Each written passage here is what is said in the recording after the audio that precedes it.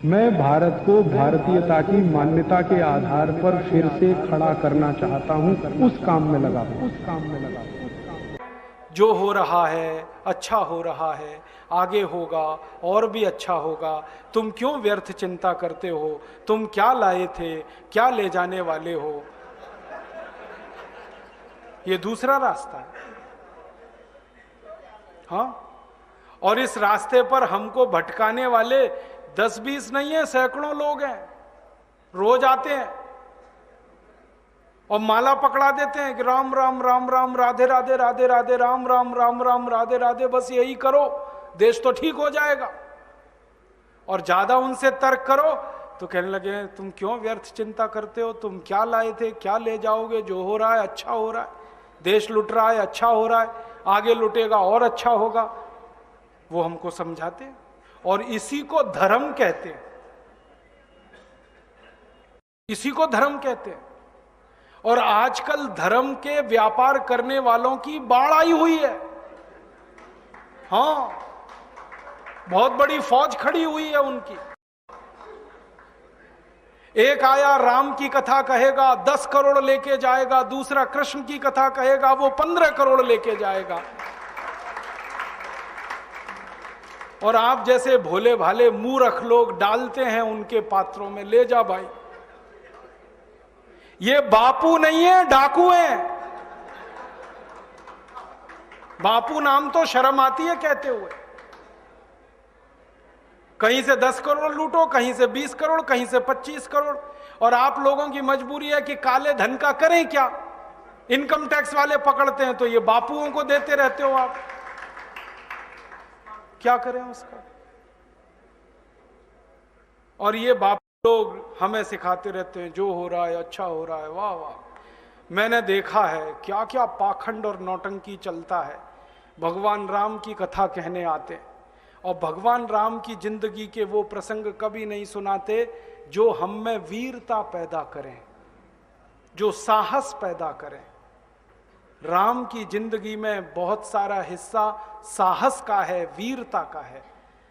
जब 14 वर्ष के लिए वनवास चले गए राम, तो हमको सुनाई जाती है राम की जो कथा ना, उसमें कहते हैं राम ने 14 साल एक ही काम किया, हाय सीते हे सीते, हाय सीते हे सीते, हाय सीते, ये सुनाते हैं हमको। हाँ, यही सुनाते हैं निकाल के कहानी में से। और मैं कहता हूं कि राम को अगर हाय सीते हे सीते हाय सीते यही करना था 14 साल, तो दूसरा विवाह क्यों नहीं कर लिया? सैकड़ों राजा तैयार थे अपनी राजकुमारियों को राम को देने के लिए, वो तो कर लेते दूसरा विवाह। क्योंकि हाय सीते हे सीते, हाय सीते हे सीते, एक स्त्री के लिए अगर वो इतने ही बिलख रहे थे, तड़प रहे थे, दूसरा विवाह कर लेते। तो ये सब चुप हो जाते हैं, फिर बात नहीं करते। फिर मैं उनको रामायण से निकाल के दिखाता हूं, देखो राम ने हे सीते हाय सीते कहा नहीं कहा ये मुझे नहीं मालूम, लेकिन 14 साल वन में रहते हुए सैकड़ों राक्षसों का संहार किया उन्होंने, मारा उनको और धर्म राज्य की स्थापना कराई। ये कहानी नहीं सुनाते क्योंकि इससे वीरता पैदा होती है। तो राम का जो वीरत्व है वो नहीं सुनाएंगे आपको, उनकी जो कमजोरियां हैं वो सुनाते हैं आपको। और राम कथा जब वर्णन की जाती है आंसू निकलेंगे, आपको भी रुलाएंगे, खुद भी रोएंगे। किस बात के लिए? हो, राम को वन गमन में इतना कष्ट हो रहा है, वन में इतनी तकलीफें हो रही हैं, तो राम की तकलीफों का वर्णन कर रहे हैं, आंसू आ रहे हैं। और ये सारा वर्णन एयर कंडीशनड मंच पर बैठकर होता है। अपने को तकलीफ नहीं होनी चाहिए, राम की तकलीफों का वर्णन कर। एयर कंडीशन मंच चाहिए, एयर कंडीशन घर चाहिए रहने के लिए, एयर कंडीशन कार चाहिए और चार्टर्ड प्लेन चाहिए आने और जाने के लिए, तब राम की कथा सुनाई जाएगी। जो राम जिंदगी भर पैदल चलते रहे, जिन्होंने अपना रथ भी छोड़ दिया था अयोध्या से निकलते समय, वो राम ने जिंदगी भर पैदल चल के काम किया और यहां एयर कंडीशन कारों में घूम घूम कर, चार्टर्ड प्लेन में घूम घूम कर राम की कथा सुनाते हैं। वो कथा वथा नहीं है, वो उद्योग है, व्यापार है, बिना टैक्स का। और मुझे बहुत शर्म है ये कहते हुए, समय आने पर प्रमाण से बात करूंगा कि राम कथा कहने वाले ब्लैक मनी को व्हाइट मनी करने के काम में लगे हुए एजेंट हैं और इससे ज्यादा कुछ नहीं है।